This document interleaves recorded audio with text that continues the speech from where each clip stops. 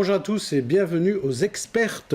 Pendant 1 heure, nous allons passer en revue les événements de la semaine. On va parler de rentrée scolaire, bien sûr. On va parler d'AXA, de Caterpillar et aussi d'abattage rituel. L'émission du jour verra s'opposer 2 invités politiques de gauche et 4 expertes.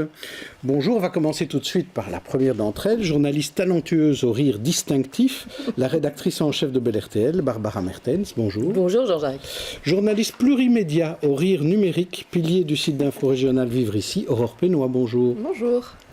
Communicante piquante au rire communicatif, la dénicheuse de tendance Salma Awash. Bonjour. Bonjour.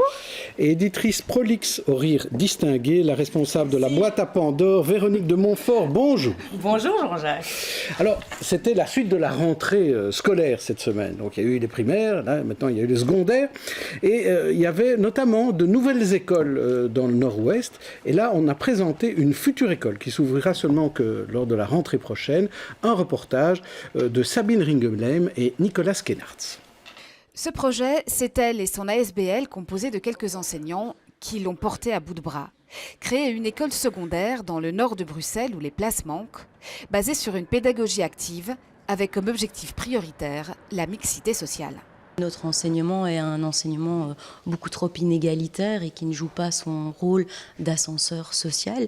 Et puis des constats de terrain, des constats de profs qui sont que les élèves sont quand même bien plus épanouis lorsqu'ils sont dans des projets. Des élèves qui sont parfois en décrochage scolaire se retrouvent motivés, ont envie de rester à l'école quand ils trouvent du sens à ce qu'ils font. Et donc peut-être le constat qu'une pédagogie un petit peu trop traditionnelle est maintenant dépassée. Et ce sont finalement 2 écoles qui devraient voir le jour d'ici la rentrée prochaine, grâce notamment à l'implication des communes de Molenbeek et Berchem-Saint-Agathe et de la Fédération Wallonie-Bruxelles. L'une ici, chaussée de Gand, et l'autre, avenue Jean Dubruck. Des bâtiments actuellement toujours occupés par 2 entreprises, mais en principe bientôt libérés. Et il faut faire vite, les délais sont très courts. Tant pour l'école située ici, chaussée de Gand, et celle de l'avenue Jean Dubruck, nous devons rentrer les permis d'urbanisme et d'environnement dans un laps de temps très court. Et la commune de Molenbeek va pleinement faire le nécessaire. À côté de ça, il y a aussi tout le projet.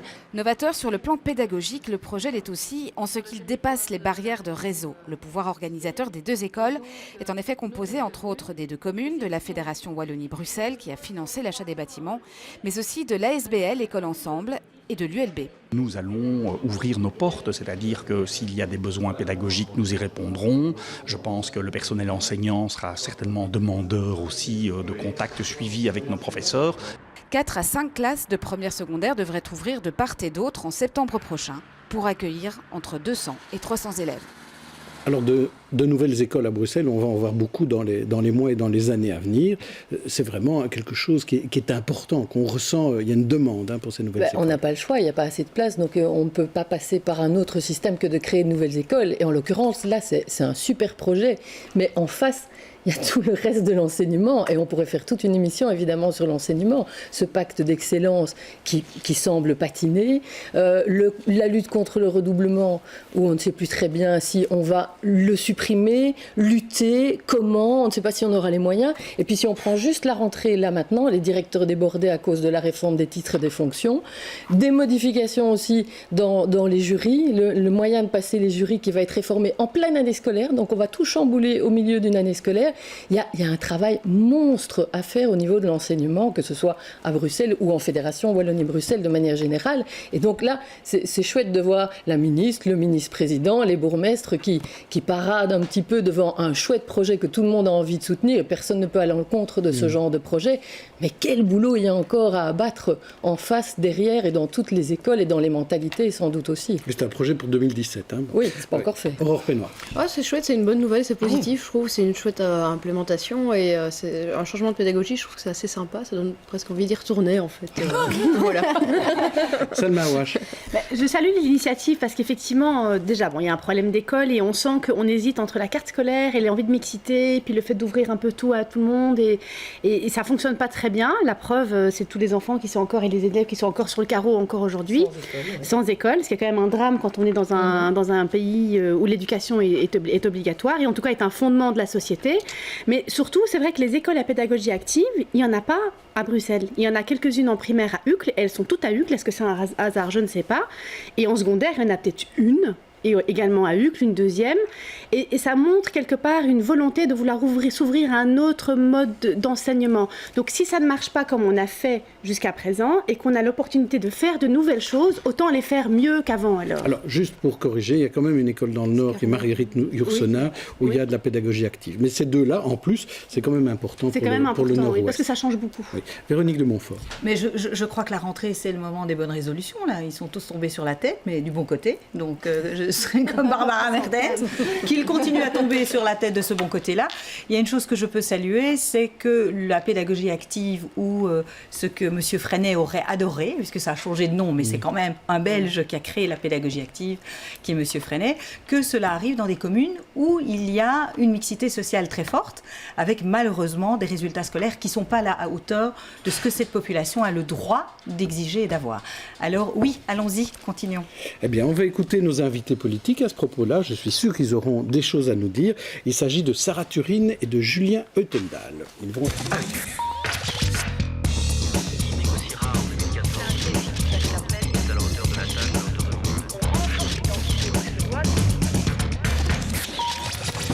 Alors donc nous recevons aujourd'hui Julien Heutendal qui est député bruxellois PS, bienvenue, et Sarah Turine qui est échevine de la cohésion sociale à Molenbeek. Et on va commencer par vous, Sarah Turine, puisque cette école c'est à Molenbeek justement. Tout à fait. Et alors vous avez accueilli évidemment cette idée-là avec beaucoup de bonheur, je suppose. Oui, bien sûr, mais pour deux raisons. La première parce qu'on sait que dans le Nord-Ouest on continue de manquer de place, et je pense qu'avoir une école secondaire supplémentaire c'est une bonne chose. La deuxième, le projet est tout à fait innovant, non seulement au niveau de la pédagogie, puisque c'est de la pédagogie active et qu'on sait que dans le nord de Bruxelles, il y a très peu d'écoles. Il y a Marguerite Yourcenar, mais il n'y en a pas beaucoup d'autres. Mais c'est aussi innovant au niveau du pouvoir organisateur, puisqu'ici, on est vraiment dans une collaboration entre le niveau communal, puisqu'il y a Molenbeek et Berchem qui collaborent, et le niveau de la communauté française, et plus une ASBL qui est spécialisée dans la pédagogie active. Donc, en soi, le projet est intéressant par rapport aux défis de l'école. Ça veut dire que c'est un rayon de soleil dans la rentrée scolaire, parce que pour le reste, il y a plutôt de mauvaises nouvelles. Ah oui, tout à fait. Et je pense que par rapport aux enjeux, notamment d'une commune comme la nôtre, où au niveau des jeunes à l'adolescence, il y a un taux de décrochage scolaire important, parce que l'école d'aujourd'hui n'est pas toujours adaptée aux défis auxquels les jeunes de nos quartiers sont confrontés. Je pense que venir avec des projets innovants comme ceux-là, c'est une source d'espoir. Alors je ne veux pas dire que ça va tout résoudre, mais en tout cas, je pense qu'on doit aller vers des projets comme ceux-là. Alors ces derniers jours, ça a surpris la ministre Rudy Verwoerd, le ministre-président bruxellois. Un socialiste a dit qu'il fallait adapter et changer le décret inscription. Est-ce que vous aussi, c'est votre idée, Julien Heutendal? Je crois pas qu'il a dit qu'il fallait adapter. Je crois qu'il a dit qu'il fallait évaluer le décret. Je crois qu'en effet, un décret aussi important mérite des évaluations. L'objectif même du décret inscription, en tant que socialiste, évidemment qu'on le défend. Si on veut des villes où le vivre ensemble, le faire ensemble fonctionne, on a besoin de mixité dès le landau. Donc l'objectif même du décret, on le défendra coûte que coûte. Maintenant, en tant que gestionnaire public, bon père de famille, je crois qu'il est indispensable d'évaluer ce type de politique pour voir s'il n'y a pas des adaptations à faire, peut-être sur tout le territoire de la Fédération Wallonie-Bruxelles, peut-être juste dans les métropoles. Lui parlait de Bruxelles. Il parlait de Bruxelles. Oui, mais je crois qu'il faut faire une évaluation globale et qu'on n'est pas les seuls à avoir envie d'évaluer un décret aussi important. Mais peut-être en effet qu'il y a des spécificités bruxelloises qui nécessitent des adaptations. C'est pas pour ça qu'il faudra régionaliser l'enseignement. Je suppose que vous alliez me poser cette question. Non, donc ça ne va pas jusque-là. Bon, pas pour moi en tout cas. Et revoir, par exemple, quand vous voyez comment ça fonctionne, vous avez quitté l'école secondaire finalement ici il n'y a pas si longtemps. Enfin quand même, il y a quelques années. C'était avant le C'était décret. avant, bien sûr, avant le décret. Donc, comment vous voyez ça? Vous avez l'impression que ça change le secondaire, que c'est moins mixte, que c'est plus mixte? Quel est votre regard à vous? J'ai pas un regard précis parce que justement, je crois qu'on a besoin d'une évaluation. Je crois juste qu'en tout cas, il y a eu des répercussions claires au niveau de la population qui se trouve dans les écoles. C'est clair qu'il y avait des écoles où il y avait de la discrimination liée à l'origine sociale des étudiants et que certains n'avaient pas la place dans certaines écoles, généralement de bon niveau, parce qu'ils n'avaient pas, désolé de le dire, mais la bonne couleur de peau ou la rémunération des parents n'était pas suffisante. Il y avait ça. Je crois qu'aujourd'hui, ça devient beaucoup plus compliqué. C'est déjà une bonne chose. Maintenant, je crois vraiment que c'est important d'évaluer ce décret. Et au Parlement bruxellois, je traite beaucoup des affaires économiques et la plupart des décrets sont évalués parce qu'on doit se remettre en question en tant que politique pour voir si nos mesures fonctionnent.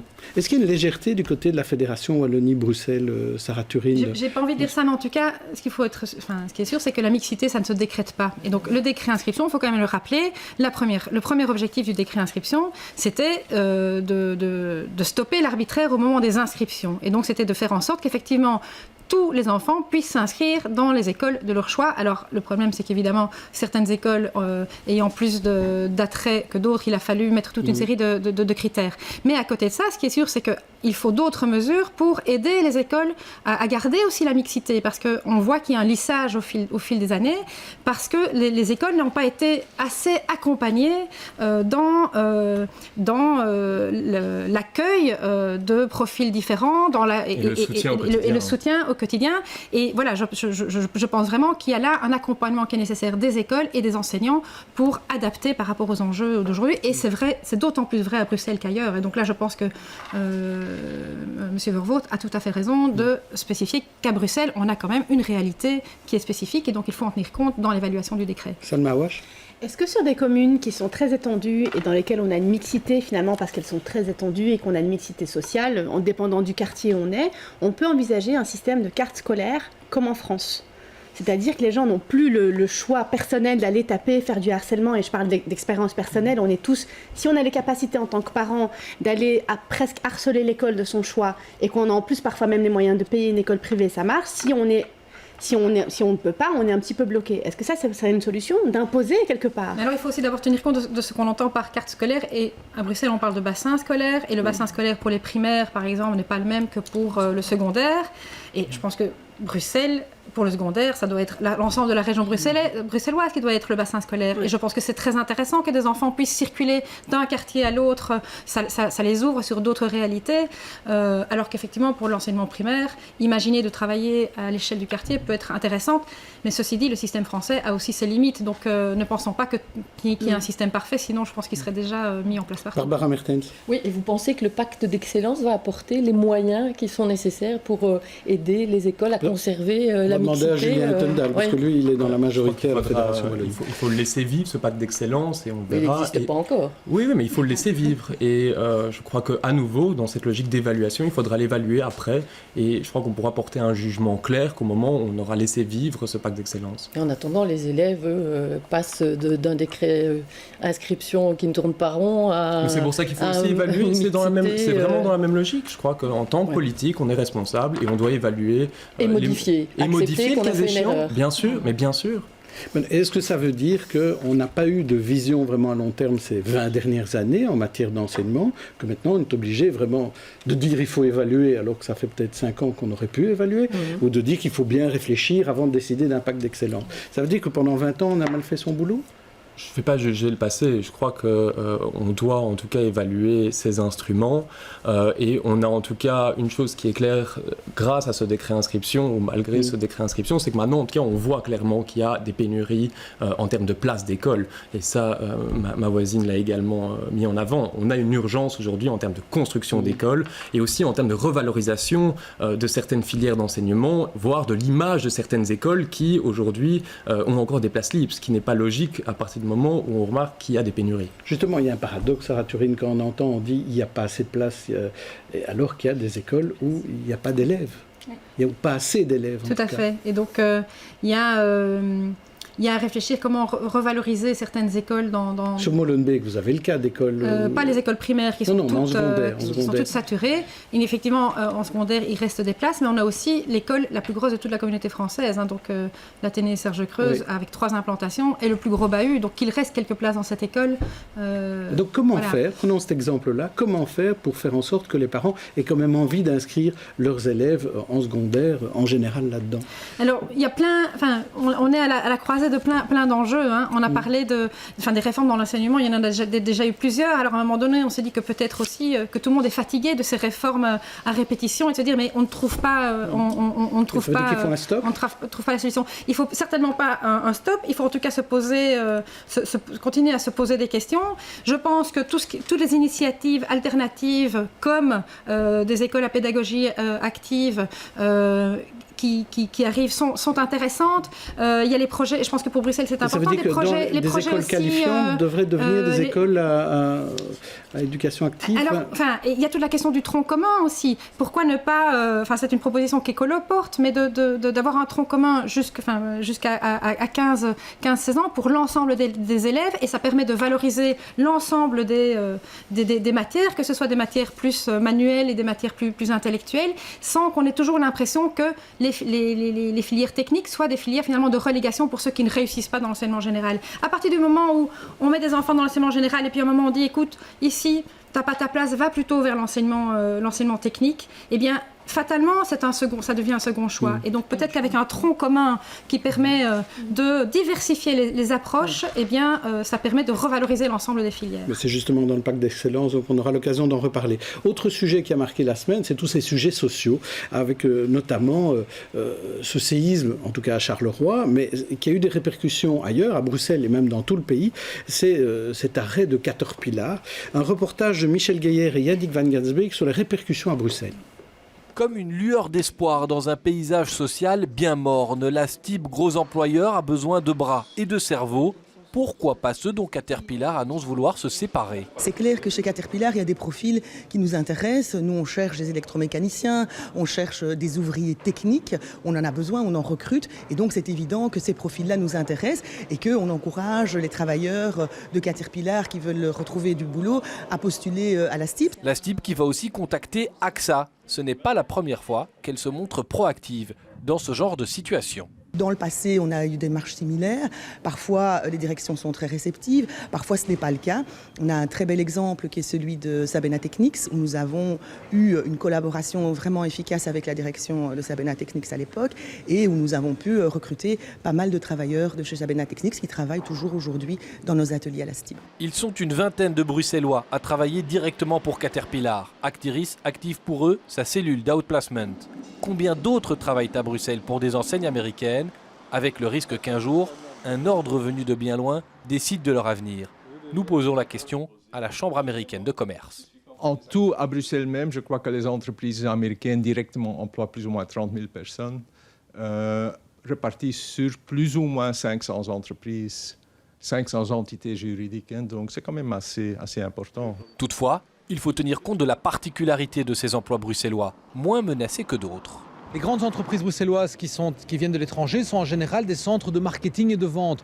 Ils sont ici pour vendre leurs produits et donc ils n'ont pas de raison de pouvoir se délocaliser. Ils vont peut-être diminuer quelque peu leur emploi parce qu'ils ont des gains de productivité, mais voir disparaître ces gros ensembles est beaucoup plus faible. Des éléments qui confirment le rôle de poumon économique de Bruxelles, bien au-delà de ses propres frontières. Alors, Salma Awash, ça a touché tout le monde, cette affaire de Caterpillar. Hein. Ça touche tout le monde. C'est un symbole. Hein. C'est un symbole, et en fait, on a une différence de perception entre le fait que pour nous ici, pour pouvoir public, pour la population, c'est un symbole, et pour d'autres personnes, c'est un moyen d'investir de l'argent et d'en gagner.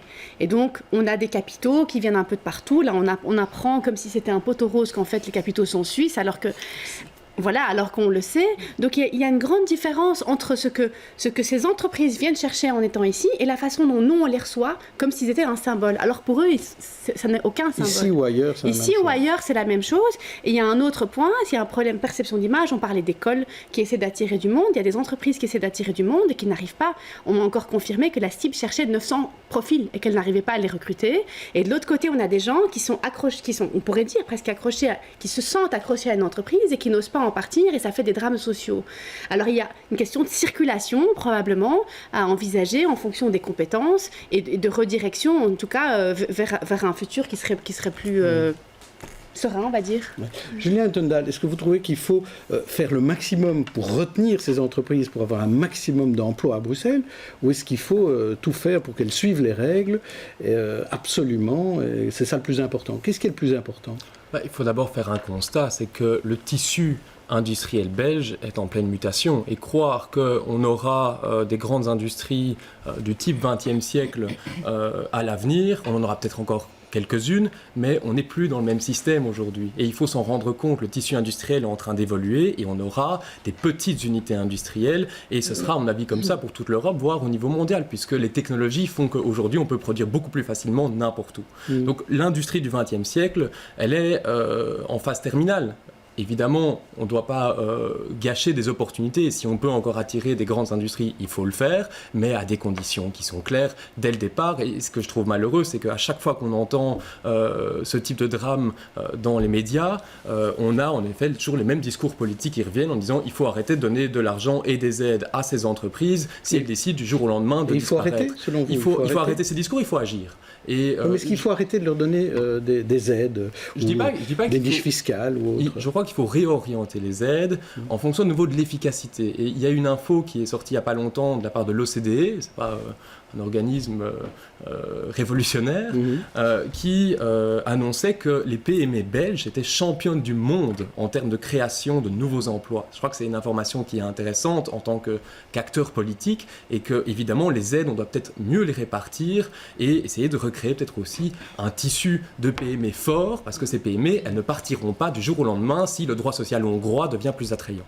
Alors, Sarah Turin, on a aussi beaucoup parlé de réquisition, de choses un peu guerrières. Il y a eu des discours très très virils. Est-ce que c'est ce genre de discours-là qui marche pour sauver l'emploi ? Mais bon, c'est évidemment un séisme et principalement pour les personnes qui perdent leur emploi après de longues années de travail dans ces entreprises. Mais moi, je suis quand même un petit peu étonnée de l'étonnement de l'ensemble des acteurs, qu'ils soient politiques, qu'ils soient même journalistes. Je veux dire, on n'en est pas à la première fermeture d'entreprise. On sait très bien que la marge de manœuvre pour les entreprises aujourd'hui, on sait que leur objectif, c'est de continuer à donner des dividendes toujours plus importants à leurs actionnaires et que la marge de manœuvre, eh bien, c'est supprimer le personnel. Donc, nous, en tant que pouvoir public à tout niveau de pouvoir, qu'est-ce qui compte pour nous ? C'est de créer de l'emploi pour nos citoyens et que l'emploi qui soit créé soit utile à la société. Et donc je pense effectivement qu'il faut pouvoir se poser sérieusement la question, est-ce que les aides qu'on donne à ces grandes entreprises qui, un jour ou l'autre, de toute façon, basculent d'un côté à l'autre, elles s'en foutent de notre pays. Elles, ce qui les intéresse, c'est de faire leur marge bénéficiaire. Et donc on doit pouvoir réorienter, soutenir beaucoup plus les petites et moyennes entreprises parce qu'elles souffrent actuellement. Donc ça veut dire que les grandes entreprises ont quitté la Belgique. Quand je vous entends. Et en tout cas, je pense qu'à partir du moment où on leur donne des aides comme c'est le cas actuellement, elles doivent être bien plus conditionnées et que si jamais l'emploi est supprimé, eh bien qu'elles remboursent ces aides. Et ça, ce n'est pas le cas aujourd'hui. Nous avions fait des propositions dans ce sens-là qui n'ont pas été... Vous n'avez pas répondu à ma question. Est-ce que le risque serait qu'elles s'en aillent ? Est-ce que c'est pas grave si elles s'en vont au bout du compte ? C'est-à-dire que si on prend toute une série, il faut pas, c'est pas du jour au lendemain où on dit on n'a plus besoin des grandes entreprises, mais en ayant un réel plan économique de soutien aux petites et moyennes entreprises, au soutien à tous les emplois, les activités économiques qui ne sont pas délocalisables, on peut après un certain moment se dire que nous ne sommes plus dépendants de ces grosses entreprises. Si elles veulent venir, elles viennent, mais nous ne devons pas. L'État et les autorités publiques ne doivent pas être dépendantes de ces grosses entreprises. Alors, Julien Tondal disait on ne doit pas se prostituer. Non, je crois qu'on ne doit pas se prostituer. Et ce qui est dérangeant, c'est cette course vers la diminution des taxations. Mais il y aura toujours un pays qui aura un système fiscal ou social plus attrayant. Donc, alors à part si on réduit tout et on annule finalement l'État comme on considère qu'il doit fonctionner, mais c'est pas ce que je défends. Mais on ne sera jamais gagnant à moyen terme parce qu'il y aura toujours quelqu'un qui prendra une mesure qui sera plus attrayante. Donc je crois qu'on doit plus mettre en avant la qualité de nos travailleurs, la qualité de nos infrastructures que notre système fiscal, parce qu'il y aura toujours un système fiscal plus attrayant pour les grosses entreprises. Pas de dumping fiscal. Et vous, Aurore Pénois, vous vouliez intervenir ? Juste une question, en fait, dans quelle mesure on pourrait aussi peut-être envisager, parce qu'on voit effectivement que la STIB lance déjà un appel pour recruter ces gens qui perdent leur travail, dans quelle mesure on pourrait aider justement et soutenir ces entreprises qui font un peu un acte de solidarité, le renforcer et peut-être les aider justement. C'est un peu la même question que vous aviez, Véronique. Oui, en fait, Montfort. moi j'avais une question pratique. Là, on sait, Madame Turine fait la remarque comme quoi on a l'air tous étonnés, mais enfin, on ne le sait pas, je dirais. On se souvient encore de Renault, hein, on ne va pas oublier ça. Ma question est au niveau bruxellois, et ça c'est une question pour vous, Monsieur Tendal, est-ce qu'il y a un think tank qui pense à gérer les futurs départs? Parce que là, on joue les étonnés, mais en général, la prospective donne de meilleurs résultats. Est-ce qu'il y a au sein de la région bruxelloise un think tank qui pense au départ, comment on va le gérer, qui pourrait partir, comment il peut partir et comment est-ce qu'on peut prévenir ce genre de choses? Alors, une cellule de réflexion. Tout d'abord, oui, excusez-moi. Tout d'abord, il y a réflexion. une collaboration, et je crois qu'on doit s'en féliciter, entre les différents gouvernements. Et évidemment, le gouvernement bruxellois fait partie de ces discussions. Je crois que c'est la première étape. Ensuite, Actiris est déjà actif. Malheureusement, le Parlement n'a pas encore ouvert ses portes, mais les interpellations à ce sujet arriveront rapidement. Mais Actiris est déjà sur le pied de guerre, et on remarque que les grosses entreprises publiques comme la STIB sont aussi prêtes à accueillir, ce qui est une bonne nouvelle. Ça démontre que... Mais je parle du futur, moi, hein, parce que là, on parle des entreprises qui sont là, c'est pour le futur, dans les 10 ans qui viennent. Mettre en place quelque chose peut-être qui soit suivi. Voilà, exactement, vraiment... Peut-être ce qu'on peut faire, c'est parler tout de suite d'AXA, et comme ça, peut-être on peut faire le lien. Mais Barbara Mertens, ça va encore un petit mot à dire. Une réflexion par rapport à ce qui s'est passé à Caterpillar, c'est quand même ce à quoi est parvenu le patron américain de Caterpillar, c'est de faire sortir de la bouche du Premier ministre, du président du MR, du ministre-président wallon et des syndicats exactement le même discours. C'est quand même, c'est l'union sacrée. Mais c'est obligatoire. Oui, les politiques n'ont pas le choix, ils doivent réagir. Mais est-ce qu'on y croit? Tant Écolo que le PS ont déposé des propositions de loi au Parlement fédéral pour justement sanctionner ce type de comportement. On attend maintenant la réponse de la majorité au niveau fédéral. Est-ce qu'elle soutiendra ce type d'instrument? Et là, on verra si c'est une véritable unité nationale. Le PS avait l'occasion de le faire lorsqu'il était au gouvernement fédéral. Il y a toujours eu des on a tous été dans la majorité, donc ça c'est... Nous, on n'a jamais eu le Premier ministre, non. Je vous propose, Julien Tendal, de regarder ce reportage que nous avons diffusé concernant AXA. Là, on parle de jusqu'à 850 licenciements jusqu'en 2020. Et la majorité à Bruxelles, évidemment. Un reportage Jennifer Istas et Anaïs Letiex. La rumeur courait depuis plusieurs mois. La restructuration n'étonne pas vraiment, mais les travailleurs ne s'attendaient pas à autant de licenciements. D'ici 2018, 650 emplois seront supprimés.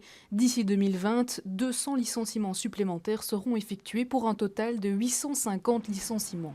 Je trouve ça scandaleux quand on travaille pour une société qui a fait l'année dernière 3,7 milliards de chiffre d'affaires et qui annonce 650 licenciements dans le cadre d'une restructuration. C'est du jamais vu, c'est du jamais vu. AXA Belgium justifie son choix par son souhait de recentrer ses activités, notamment en arrêtant les assurances individuelles dès janvier 2017, en effectuant une transformation digitale de l'entreprise et en simplifiant son organisation.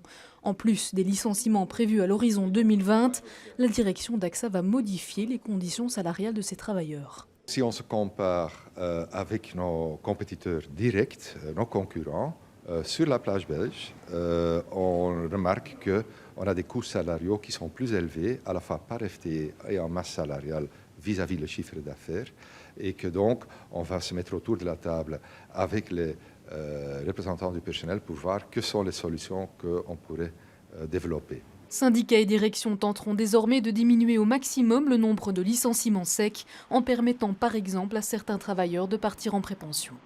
Alors, je reprends la question, Julien Tendal, de Véronique de Montfort. C'était, est-ce qu'il ne faudrait pas penser à une cellule de réflexion sur, peut-être, demain, Belfius, Etias et d'autres sociétés d'assurance qui auront des difficultés avec les taux bas, avec la difficulté de rembourser des branches 21 ou autres. Enfin, la première question que j'ai envie de me poser, c'est d'abord comment régler cette crise. On est dans une situation où... l'inflation, elle augmente uniquement parce qu'il y a des augmentations de la TVA sur l'électricité. C'est-à-dire que ce n'est pas une bonne inflation, même si on sait que l'objectif, c'est d'avoir plus ou moins 2% d'inflation. On a une croissance qui est égale à 0. Les ménages ne consomment plus parce qu'ils n'ont plus confiance en l'avenir et donc ils mettent tout sur leur compte d'épargne. Mais cet argent ne sert pas à financer les entreprises, donc les entreprises n'investissent pas non plus. Donc je crois que là, pour le moment, quand on voit tous les acteurs de cette société, il y a encore un acteur qui peut investir, à mon sens, c'est l'État, c'est l'autorité publique. Et on remarque que les taux d'intérêt sont égaux à 0, voire sont négatifs. On regarde l'Allemagne. Et donc, on a une opportunité devant nous de relancer la machine. Et pourtant, on continue avec ce dogme de l'austérité et on est responsable. Tous les partis, ou quasi tous, ont leur responsabilité dans cette austérité. Et je crois que maintenant, on doit remettre en question sérieusement cette austérité en réinvestissant à taux zéro. Donc, le financement ne coûtera rien. On a des grands défis en termes de mobilité, en termes de construction d'écoles, on vient d'en parler, en termes de transition énergétique. On peut financer tout cela aujourd'hui pour les générations futures. D'un point de vue macroéconomique. Oui. Mais Sarah Turin, vous réagissiez quand on parlait d'AXA, mais finalement, ils n'ont pas... Mais ils ne vont pas si mal que ça, exactement. Pourquoi licencient-ils? Et donc, ils donnent certaines raisons. Oui. Mais donc, le problème, c'est toujours la logique qui, je le disais pour Caterpillar tout à l'heure, mais la logique de ces grosses entreprises qui n'est pas une logique qui est en lien avec l'économie réelle, mais qui est une logique avec des intérêts financiers qui nous dépassent et qui dépassent la question des États. Et donc, je pense que l'idée d'un think tank, d'un groupe de réflexion, mais c'est essentiel. Mais on ne doit pas juste le dire après chaque crise. Il est important qu'à un moment donné, et ça peut être même tout parti politique confondu, mais qu'il y ait certaines questions qu'on ose se poser certaines questions, même la question de la croissance, par exemple.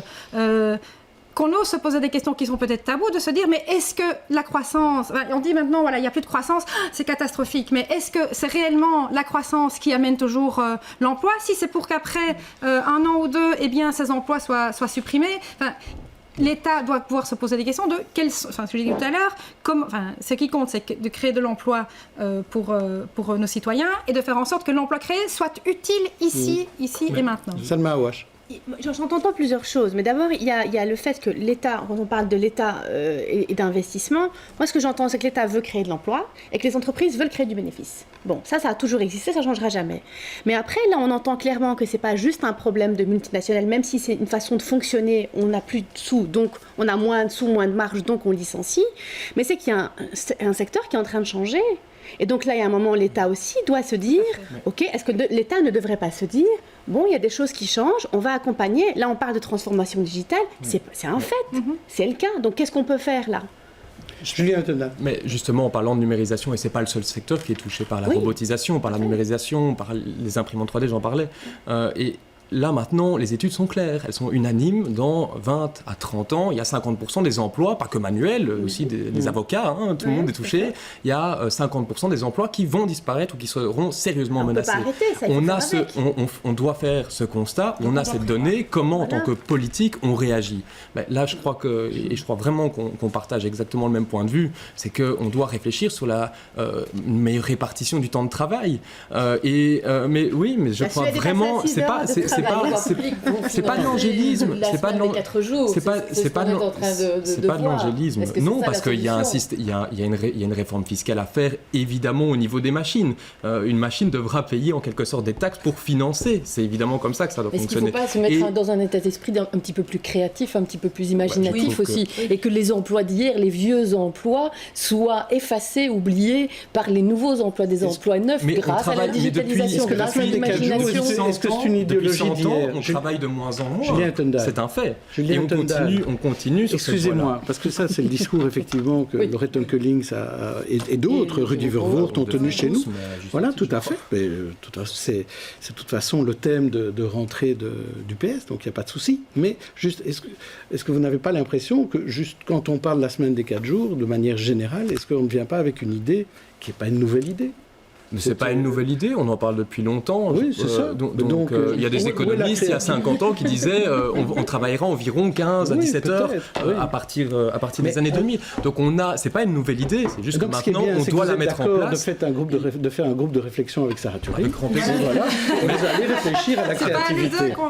C'est pas vous deux, mais c'est déjà un début. Et je propose qu'on passe au sujet suivant. Après ce sujet social, on va quand même parler d'un sujet qui touche aussi les étudiants cette fois. fois-ci, ce fameux numerus clausus en médecine qui va peut-être exister en Fédération Wallonie-Bruxelles, puisque les ministres de Bloc et Mercourt en parleraient. Les étudiants, eux, veulent leur numéro INAMI et les patients veulent davantage de médecins. Tout le monde a l'air d'accord sur le fait que cela ne fonctionne pas aujourd'hui et qu'il faut objectiver. Écoutons ce délégué étudiant qui est invité dans notre magazine M, c'était mercredi soir. Si un concours d'entrée est instauré en début de première, les questions juridiques qui ont été posées par le Conseil d'État, elles sont toujours là, elles resteront les mêmes. Et donc, tant qu'on existe dans un système où il y a une pénurie de médecins, où on a des quotas qui sont pas du tout corrects, ça ne va pas. Et donc, nous, ce qu'on demande, et on n'est pas seul pour le faire, c'est l'ensemble des organisations étudiantes de la communauté française. Et vous savez que sur le sujet de médecine, il y a souvent beaucoup de débats auprès des étudiants, mais sur ce point, c'est ce qu'on demande tous ensemble, c'est qu'il y ait un audit sur ce système de quotas, sur ces quotas qui existent aujourd'hui, pour qu'enfin, on ait un système qui permette de former des étudiants correctement et surtout de garantir des soins de santé de qualité pour tout le monde. Aujourd'hui, on a certaines communes en Belgique où les personnes ne peuvent plus trouver un médecin facilement et des personnes qui doivent aller voir des spécialistes et qui doivent attendre 3 mois, 6 mois avant de pouvoir avoir des soins. Alors Barbara Mertens, ce feuilleton saga INAMI, examen d'entrée, c'est un deuxième mauvais feuilleton de l'été. La semaine dernière, on avait parlé du Burkini, qui était, on ne voulait plus en entendre parler. L'INAMI, on n'a peut-être plus envie d'en entendre parler, mais pourtant on doit en parler. Non, mais honnêtement, on n'aimerait pas être à la place de ces jeunes étudiants en médecine, évidemment, parce que imaginez un peu l'épée de Damoclès qui pèse au-dessus de la suite de leurs études, de leur avenir. Ils ont choisi ces études, c'est déjà un choix qui est hyper engageant, et puis là, ils se retrouvent face à des situations où ils ne savent pas à quelle sauce ils vont être mangés. Donc c'est ça qui est quand même difficilement tolérable. Donc qui parviennent à un accord, qui décident quelque chose et qu'on s'organise. Tant qu'à imposer un examen d'entrée, personnellement, je trouve que c'est quand même plus logique de le mettre à l'entrée des études qu'après la première année, comme il en a été question aussi. Et ces numéros INAMI, qu'on trouve une solution aussi, que les vieux médecins qui ne l'ont pas encore rendu parce qu'ils veulent garder 1 ou 2 patients, mais qu'on les oblige, qu'on les force d'une certaine manière à les remettre dans la manne et à les repartager. Ça me semble, ça semble assez pragmatique. Non, c'est pas ça. Mais c'est beaucoup le cas des médecins de village qui veulent garder cette relation particulière avec certains patients, qui eux-mêmes veulent garder leur bon vieux médecin qu'ils connaissent depuis toujours et qui gardent leur numéro INAMI pour 2-3 patients. Donc ça n'a pas beaucoup de prescription sens, aussi, peut-être. C'est ça qui joue. C'est peut-être se dire qu'il faut les obliger effectivement à peut-être avoir un quota de travail minimum d'une part. Après, je ne suis pas tout à fait d'accord avec vous pour tout ce qui est examen de la première année ou dès l'entrée. Parce qu'effectivement, on arrive tant en Wallonie à Bruxelles, c'est surtout ce qui se passe à Bruxelles, c'est que des écoles au sortir du secondaire sont hyper différentes. Et donc, c'est de se dire que toutes ces personnes qui ont fait 6 années d'études n'arrivent peut-être pas avec le même bagage au final, et donc n'ont pas les mêmes chances non plus pour réussir cette première année. Julien Uttendal, vous restez opposé à l'examen d'entrée? Parce qu'au PS, c'était un petit peu l'idée générale. Je ne vais pas défendre un examen d'entrée, c'est certain. Parce que quand je me vois déjà, moi, dans ma petite vie personnelle, je me vois moi à 18 ans et moi au sortir de mes études, je ne suis pas le même. Et l'objectif de l'université, c'est l'émancipation intellectuelle. Et donc, en effet, les écoles secondaires ne sont pas tous du même niveau. J'ai un ami qui était dans une école d'un moins bon niveau que moi et qui a raté sa première année de droit. Il est sorti aujourd'hui de droit et selon moi, c'est un des meilleurs juristes que je connaisse. Donc, croire qu'on peut juger d'un futur étudiant alors qu'il n'a pas encore fait ses preuves et qu'il n'a même pas pu encore bénéficier de l'ascenseur intellectuel, si je peux m'exprimer ainsi, de l'université, je ne crois pas que c'est quelque chose de pertinent. Le problème en médecine, c'est qu'il n'y a pas assez de place à la fin. En droit, il n'y a pas de numerus clausus. Les places à la fin, et là je l'ai dit ici sur ce plateau il y a 2 ans, il nous faut un cadastre dynamique pour avoir des informations objectivées. J'ai l'impression que pour le moment, on parle de données sans avoir les données. Et donc, il faut d'abord qu'on sache s'il y a des pénuries dans certaines régions, dans certaines spécialités, et puis on pourra parler concrètement du besoin ou non de limiter les numéros INAMI ou d'augmenter ou de les diminuer. Ça fait 20 ans que c'est limité. J'ai l'impression que là aussi, on redécouvre quelque chose qui existe depuis 20 ans et qu'on n'a rien fait pendant 20 ans. Donc aujourd'hui, c'est non à l'examen d'entrée. Sarah Turine, vous aussi, vous avez l'air de partager Mais oui, je partage la réflexion générale par rapport à à quoi sert l'examen d'entrée? En fait, ici, il sert à décourager certaines personnes de faire des études de médecine. Or, le problème, c'est pas à l'entrée, c'est effectivement à la sortie, la question des numéros INAMI. Et donc, il faudrait régler cette question-là. Je rejoins le fait qu'on n'a pas de cadastre. Il y a des blocages pour avoir un cadastre clair. Il y a des cadastres, mais ils ne sont pas clairs. Ils ne sont pas clairs. Et donc, avoir un cadastre clair et précis pour permettre éventuellement une répartition par région et de dire, voilà... De réorientation. Et tenir compte, moi je ne pense pas qu'il faille retirer les numéros INAMI des personnes plus âgées qui veulent réduire leur temps de travail. C'est très bien la réduction du temps de travail, de pouvoir partager le travail, mais à partir du moment qu'on ne bloque pas le nombre de numéros INAMI, mais qu'on se dise, il manque de médecins dans cette région-là parce que certains médecins ont décidé de travailler quart-temps. Mais pourquoi pas? Enfin, je veux dire, on sait bien que le problème, c'est pas que ça. Le problème, c'est qu'aussi, au niveau fédéral, il y a une décision qui a été prise, et finalement, elle n'a jamais été franchement appliquée en Fédération Wallonie-Bruxelles. Oui, c'est mais ça donc, notre problème aujourd'hui. Pour moi, il faut surtout remettre en cause toute cette discussion sur l'INAMI qui ne correspond pas à la réalité. Et puis après, je pense qu'il peut y avoir... Qui est un problème fédéral. Oui. Après, on peut aussi avoir... Et là, vous savez qu'il n'y a pas de majorité pour le régler. Une réflexion plus générale sur les questions des études de la santé. On cloisonne très très fort le fait que des personnes veulent devenir médecins. Si on avait peut-être un tronc commun plus général par rapport à d'autres métiers de la santé, eh bien, ça pourrait ouvrir aussi des perspectives à certains qui pensaient peut-être au départ se dire « moi, je veux être médecin parce que c'est la seule image qu'on a, c'est le rôle du médecin, alors qu'il y a plein d'autres métiers liés à la santé. Donc avoir une approche plus généraliste des métiers de la santé. Très bien, on va passer à notre dernier sujet de la semaine, qui est un sujet qui est quand même important et qui revient chaque année. C'est la fête du sacrifice qui aura lieu lundi. Et Gaïa estime discriminatoire l'étourdissement dans l'abattage rituel et religieux. Par ailleurs, le système régional mis en place aurait apparemment peu de succès et ainsi ça ouvre peut-être la voie au rituel à domicile et donc à ce qu'on a connu les dernières années. Et donc Michel van den Bosch de Gaïa a poussé un coup de sang dans M. C'était jeudi soir.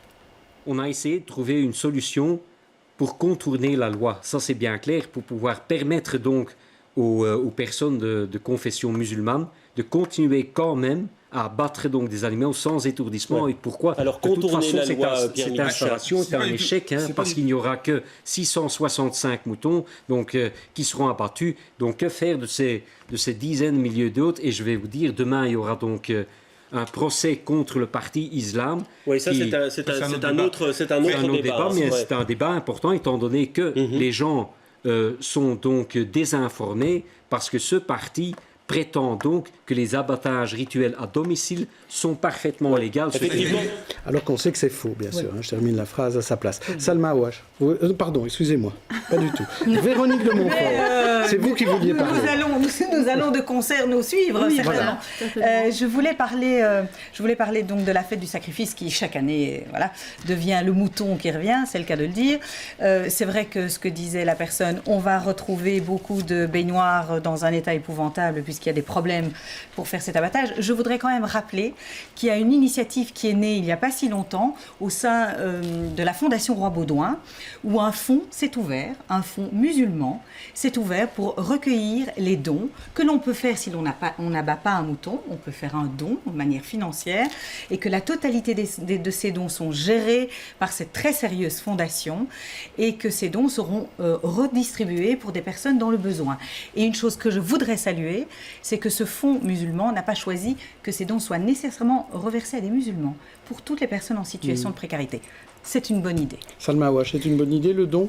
C'est une bonne idée. Moi-même, personnellement, je le pratique depuis un certain nombre d'années parce que j'ai vécu en France et puis ici, puis c'est compliqué. Et voilà, je préfère pouvoir donner les moyens à quelqu'un pour qui c'est vraiment important plutôt que moi me contraindre dans des conditions qui me rappellent aujourd'hui ce que j'ai connu petite.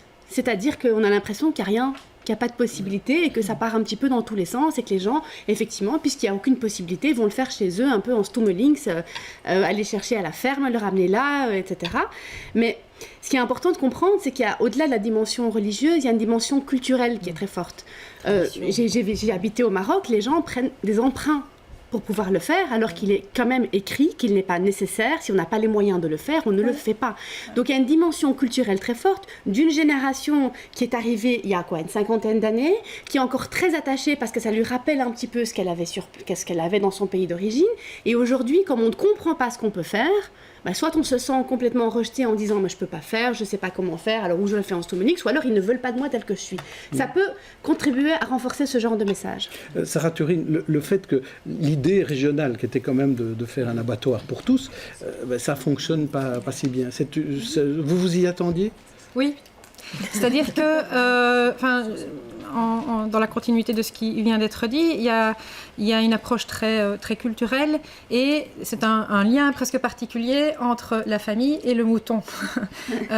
Et c'est un accompagnement de ce mouton jusqu'au moment de l'abattage. Alors, ces dernières années, les communes avaient la possibilité d'organiser des abattoirs temporaires et le niveau communal est quand même plus proche des habitants. On travaillait de concert avec le conseil consultatif des mosquées, ce qui permettait une relation de confiance avec les habitants, donc qui faisaient confiance à cet abattoir, même s'ils n'assistaient pas à la dernière partie, à savoir le moment de l'abattage en tant que tel, qui était fait dans des conditions qui respectent tout à fait la question du bien-être animal.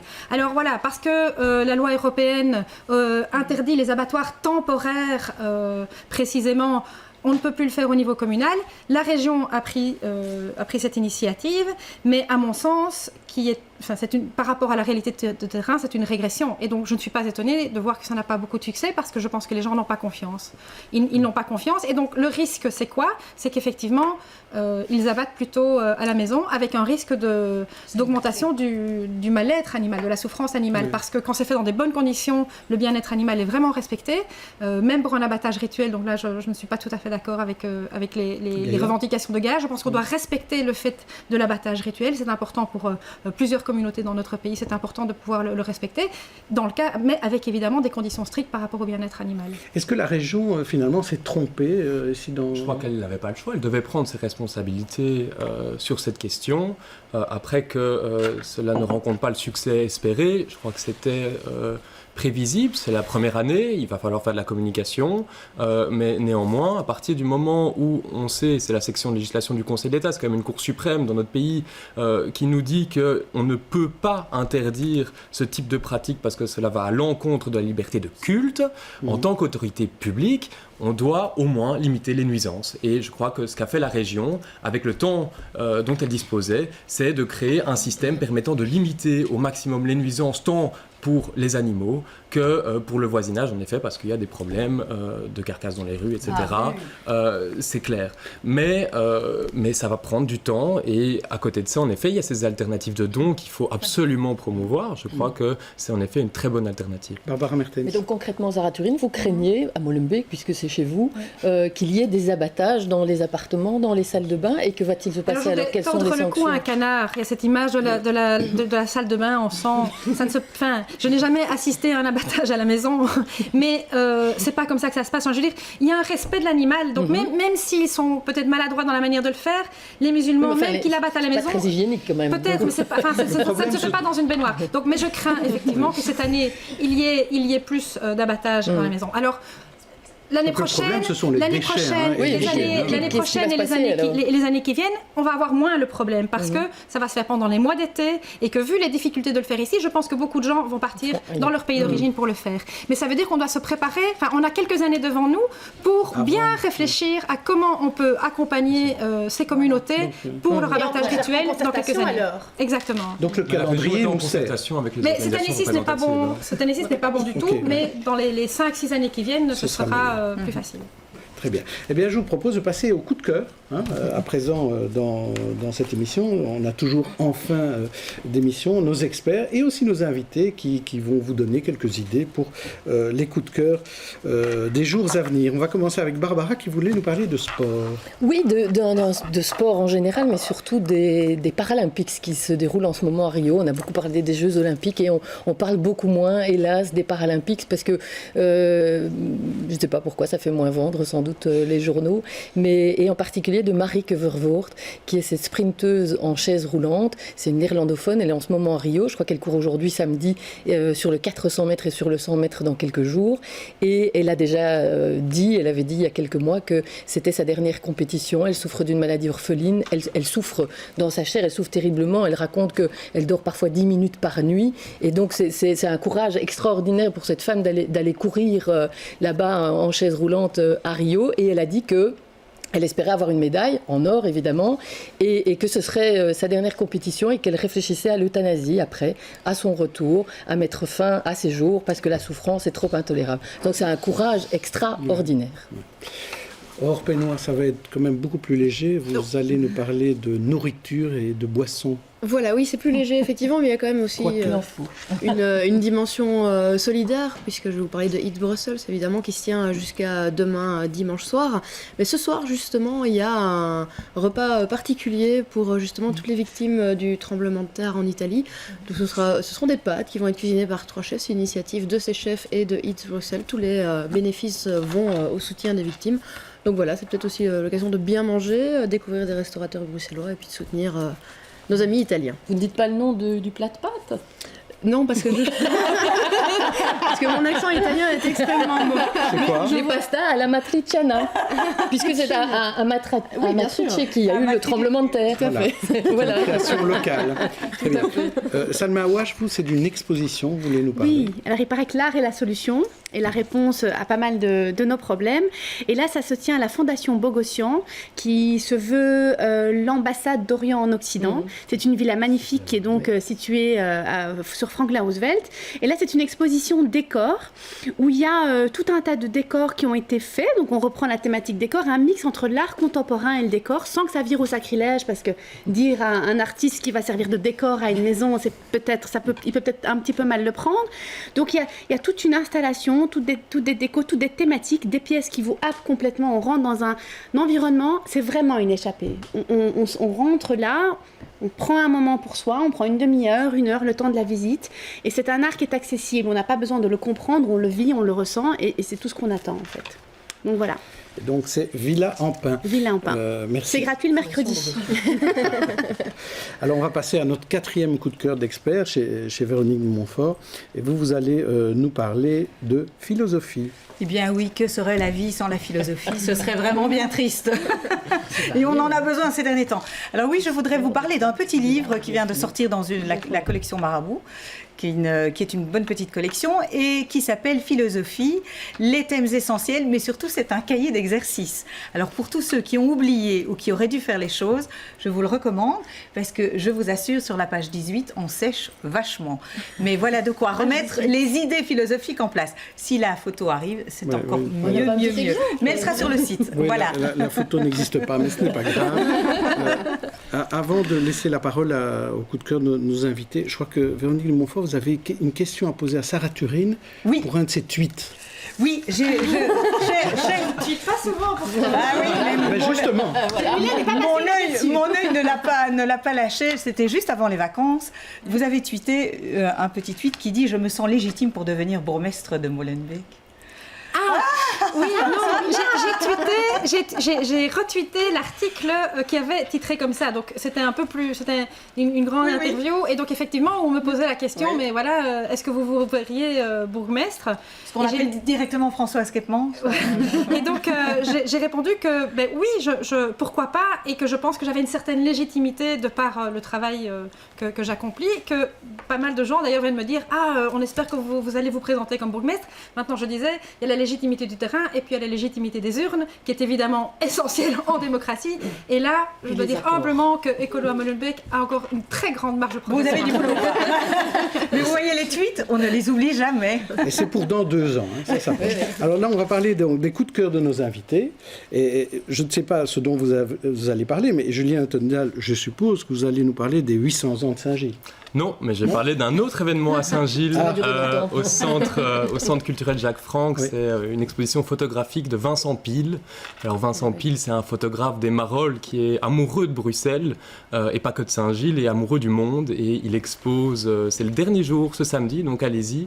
Il faut se dépêcher. Il faut vraiment se dépêcher, donc vous éteignez votre téléviseur juste après, vous partez au centre culturel Jacques Franck. Le coup de cœur. Et donc, juste après, et donc il expose toutes des photographies du monde entier. Il a vraiment visité le monde entier, et c'est souvent des photos qui apportent un message, des sentiments, de l'espoir, du désespoir, de la vie, de la mort, et je crois que c'est le tour du monde le moins cher que vous ferez ce samedi. Eh bien, c'est bien vendu en tout cas. Sarah Turine, vous? Un peu de promotion pour ma commune et ce qui s'y passe. Donc lundi soir à 18h à la Maison des Cultures, nous avons le grand honneur d'accueillir Rachid Benzine. Donc pour ceux qui ne le connaissent pas, c'est un islamologue français qui, par toute une approche historique, apporte une lecture moderne du Coran. Alors ça pose question, et donc le débat aura lieu, et il a un talent oratoire mais également aussi pédagogique qui est important. Donc voilà, si vous voulez en savoir plus sur le Coran et surtout sur les enjeux liés à l'islam, n'hésitez pas à venir à 18h à la Maison des Cultures et de la Cohésion sociale à Molenbeek lundi soir. Et là, je partage votre enthousiasme aussi, parce que je l'ai vu en conférence, effectivement, il est très brillant.